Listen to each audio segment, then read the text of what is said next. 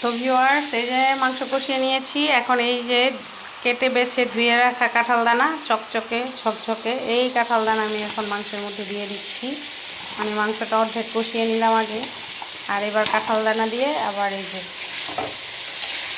এখন আবার কষাবো। যেমন আমরা আলু দিলে আলুটা কষায় নিতাম, বা আলুটা আমি ভেজে নেই অনেক সময় আগে, কিন্তু হচ্ছে এখন কাঁঠাল দানা দিয়ে রান্না করব। আলুর দাম বেশি, আসলে দাম বেশির জন্য না, এটা দিয়ে একটা রেসিপি বানাই, দেখি কেমন হয়।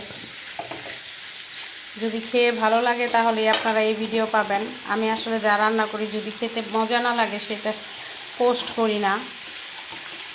এখন যদি আমি এটা খেয়ে দেখি যে না মোটামুটি ভালোই হয়েছে, খাওয়া যায়, তাহলেই আপনাদের সাথে শেয়ার করবো। আর আপনারা যদি এই ভিডিও দেখেন তাহলে ভাববেন যে অবশ্যই এই খানাটা ভালো, আপনারা পরবর্তীতে বাসায় ট্রাই করে দেখতে পারেন। এই যে দেখেন কাঁঠাল দানা আর মাংস আমি এখন